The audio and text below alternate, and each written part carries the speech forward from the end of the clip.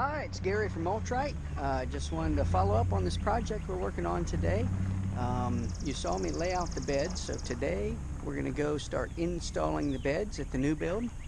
And while we're getting that done, we're here at the nursery. We're going to pick up all the trees and plants. So my nursery provider, they were gracious enough to pull everything for me. And we have stuff sitting here right on the trailer for us. We're going to their little carts, and we're gonna try to get everything loaded on our trailer today, get it over there and just sort of set up the job site so we can get ready to start installing the soil. These plants are probably not going to go in until I don't know, a day or two from now. So we're gonna try to get everything in and get it all looking good. So watch and learn. Back to the job now.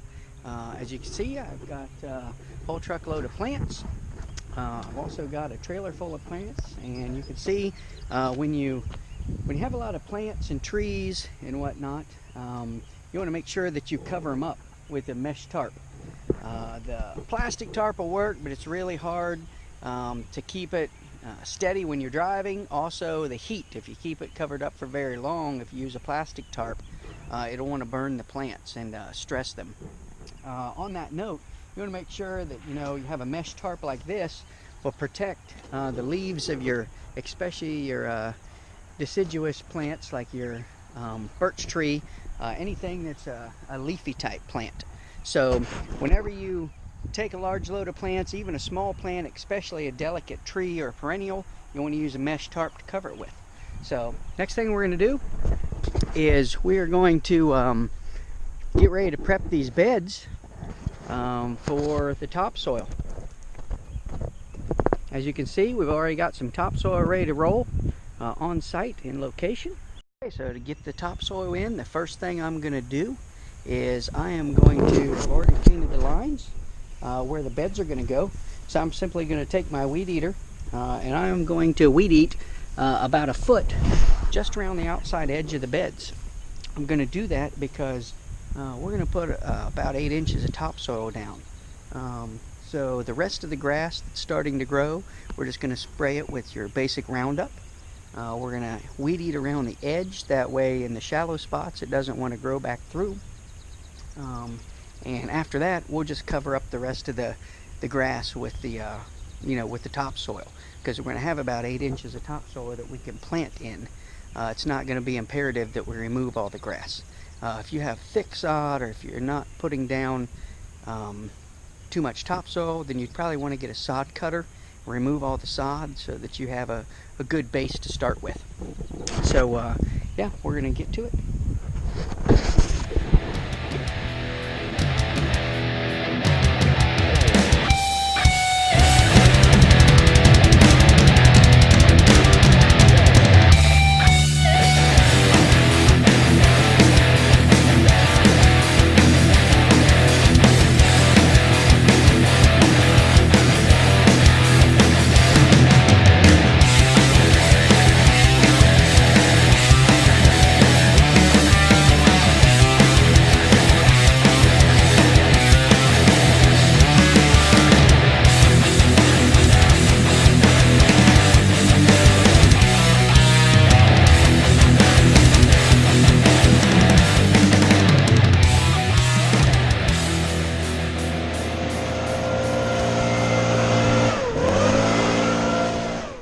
So now we've weed-eated the whole area. We're going to spray the rest of the turf with Roundup. Just one light coat of Roundup. Roundup kills grass really easy, so you don't need to go overkill with the Roundup. Just be real careful around the edges where you sprayed. Keep the nozzle low to the ground and make sure that you don't get any wind that's drifting it to areas that you don't want sprayed. So we're just going to continue to spray Roundup through the area.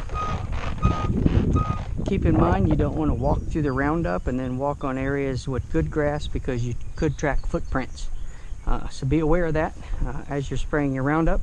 Always start up at the back and work your way out to the bed like this. Just a quick spray. Well, now we've sprayed all the Roundup and We've weed eated the bed shapes, so now you can see what we're left with here.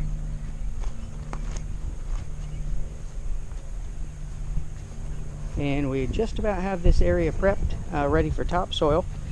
We've staked out the area where the tree is going to be. And you can see there's just a few things for us to clean up. We've got some rocks and things up around the edge of the house, around the porch there. And we're going to clean that stuff up. And then we're going to start moving in some of the topsoil.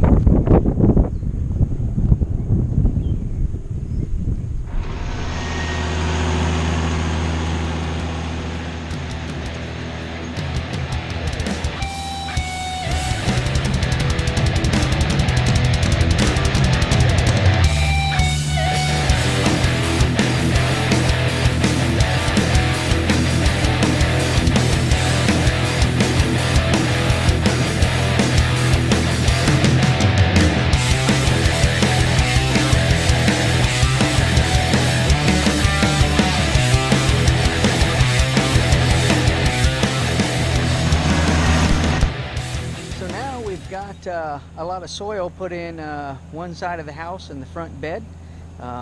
Used the equipment to move most of it in here. Although it doesn't look like much, we've moved probably about 14 yards of soil in so far. So we've got it all prepped and ready to go. Now it's just a matter of raking this out and let's build the beds.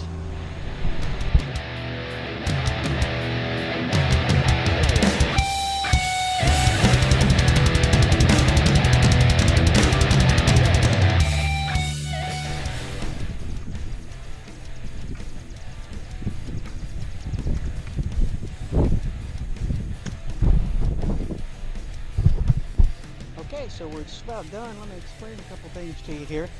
As you can see, I've got the bed shaped pretty nicely.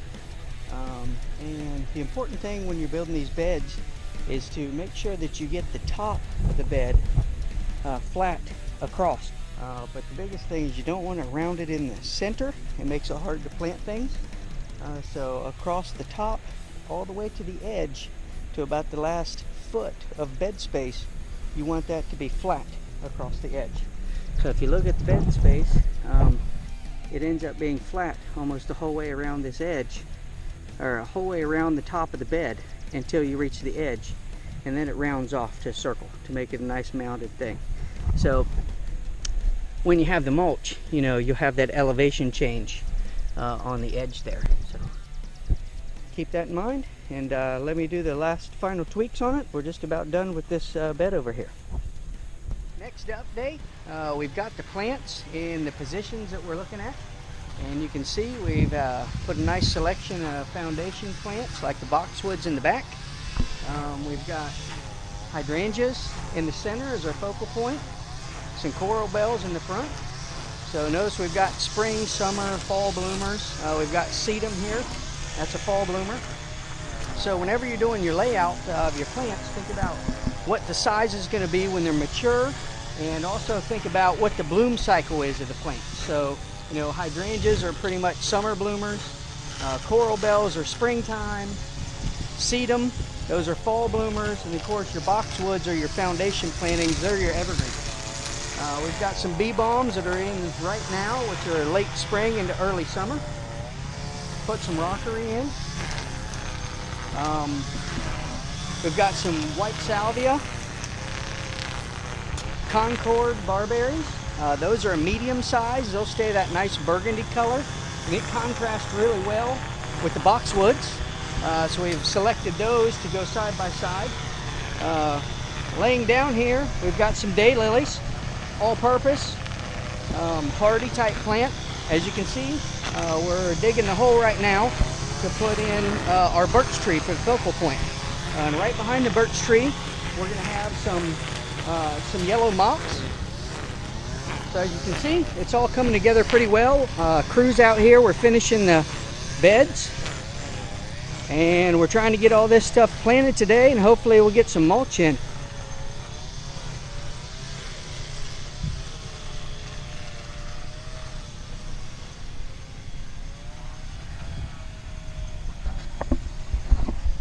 So about halfway through our project here in the front, Hopefully, if you're keeping up, you'll work in a similar method and you'll be halfway through yours by now. Woo! All right, so it's been a long day, but I thought I'd give you a quick update here. You saw the plant positioning we did. Now we've got all the front landscaping installed. I thought I'd let you take a look at it real quick. We've got the landscaping installed, the birch tree. Got all the mulch put down.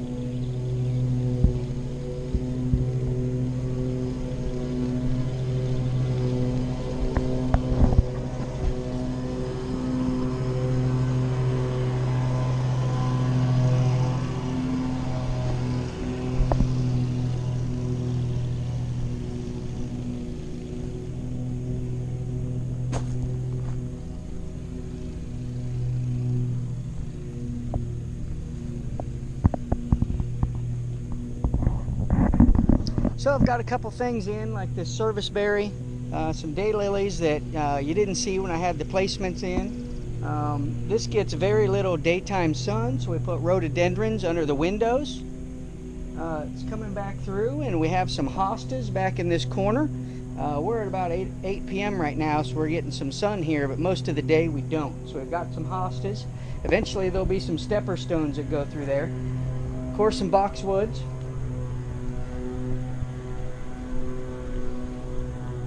As we get through here, we have different assorted perennials, some spirea, put a little rockery in, some sedum, boxwoods and hydrangeas. Got everything looking nice.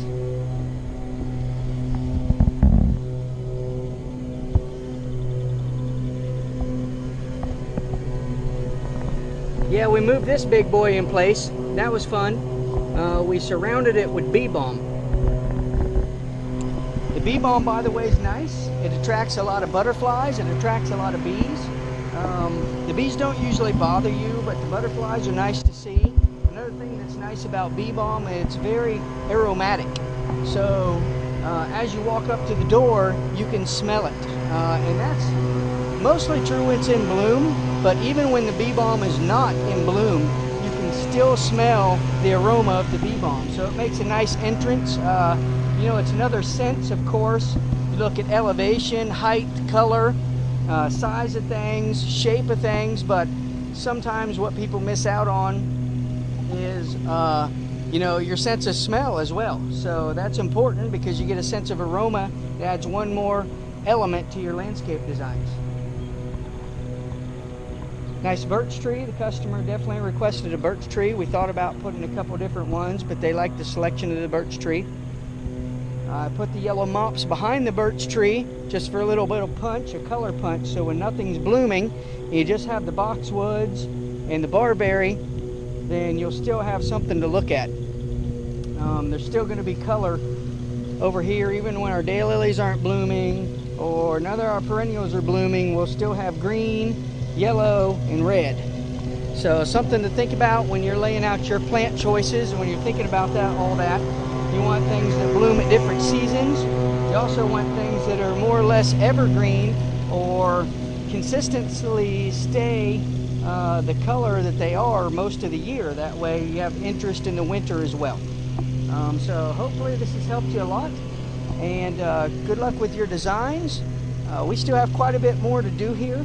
We have some beds around the well casing. We have outlying beds over here by the electrical boxes. We have about 7 or 8 large trees to plant in outskirts of the lawn. You can see some of the stuff that we have back there going on. We have way back there, you can hopefully you can see we've got some arborvitaes, a whole gamut of other perennials still to put in. But we made a lot of good progress today. It's been a long day. It's been hot. So we got it all in. I think the customer, when they get home, they're going to be pretty happy. I'll update you again as we wrap up or get started tomorrow. C-Bus.